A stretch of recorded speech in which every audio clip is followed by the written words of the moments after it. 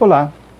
Neste segundo capítulo da série que trata do layout industrial voltado ao setor moveleiro, abordaremos o tema de maneira específica para marcenarias, entendendo que, mesmo dentro de um nicho tão afunilado, ainda assim existem diferenças gritantes na concepção de layout. Diferenças essas capazes de retornar discrepantes níveis de eficiência operacional para duas marcenarias com uma mesma lista de equipamentos, gerando assim ceticismo e perplexidade quanto a essa constatação. O layout da marcenaria é um assunto extensivo, dados os diferentes estágios evolutivos dos marceneiros, bem como os materiais utilizados na elaboração do móvel e respectivos acabamentos individuais. Qual o tipo de mobiliário que se deseja fabricar?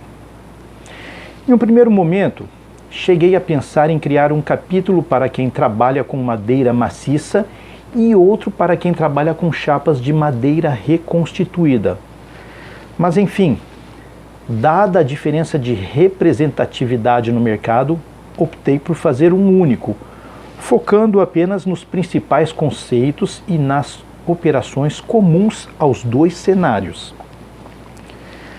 De acordo com o primeiro vídeo da série, quando citamos a fabricação de móveis, falamos majoritariamente sobre o layout orientado aos processos, também conhecido como layout funcional. Nesse modelo de layout, os itens do mobiliário deslocam-se, portanto, entre máquinas e equipamentos, de forma que os processos sucedam-se de uma maneira lógica e sequencial. Acontece que justamente nesse trajeto ocorrem os maiores erros encontrados em layouts deficientes em termos de organização. A marcenaria vista como uma empresa possui uma progressão tecnológica característica, onde sua fase inicial é incompatível com sua fase de maior tecnologia.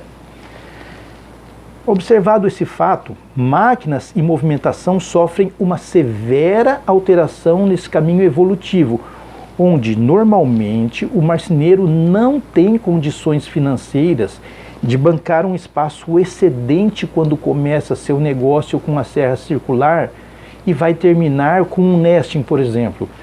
O principal problema dessa fase inicial reside na proximidade entre equipamentos, ou seja, quando se faz a operação A, não existe espaço para a execução da operação B, e tal fato torna-se uma perigosa amarra para o desenvolvimento da marcenaria. Sem contar que normalmente é quase impossível começar um segundo pedido sem que ocorra a entrega do primeiro, dada a total limitação de área disponível. Isso ainda sem abordar a chance de avaria do produto na deficiente movimentação interna durante sua fabricação.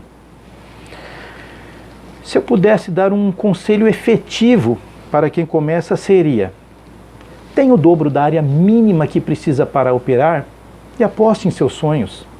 Acredite!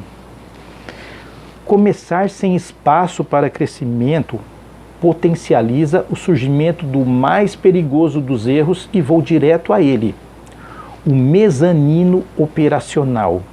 Ele é um pecado para a marcenaria.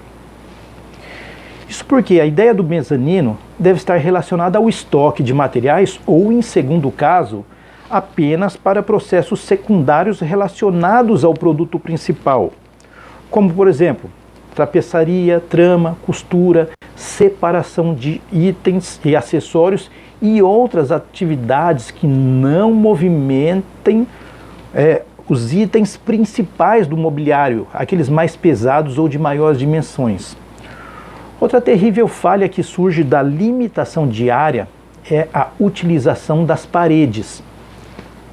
Muitos clientes comentam que meus layouts são limpos e organizados. Eu simplesmente não entendo a parede como uma área operacional. Isso é muito importante para quem deseja uma planta organizada. Abordando agora a questão do fluxo, o marceneiro precisa entender como seus itens se movimentam dentro da marcenaria. Não podemos, antes disso, afirmar qual o melhor método de movimentação. É preciso estudo. Carrinho, paleteira, trilhos. Precisamos entender as viagens dos colaboradores e itens para assim adaptar o transporte desses itens da maneira mais eficiente possível, porque essa movimentação ocorre toda hora e isso vai pesar muito no resultado final ao fim do mês. Outra questão está relacionada aos corredores. O marceneiro nunca dá aos mesmos o devido valor. Não podemos encarar todo o piso como local para peças e máquinas. O fluxo de pessoas também é importante para a produtividade. E renegá-lo a uma hierarquia inferior pode comprometer profundamente o resultado operacional desejado. Observando os processos anteriores à montagem, é preciso que o layout possibilite uma área para organizar os itens em andamento, de maneira que eles possam ser agrupados e contabilizados antes da montagem. Pular essa fase certamente vai incorrer em assistir marceneiros caçando peças pelos setores da marcenaria. E aqui, certamente, alguém paga essa conta do tempo perdido nessa suposta caça. Outro ponto que merece destaque é o tamanho das bancadas. Nesse caso, a solução está nem tanto no céu, nem tanto na terra. Quem trabalha na bancada sempre quer que a mesma tenha o maior tamanho possível, e isso é um grave erro.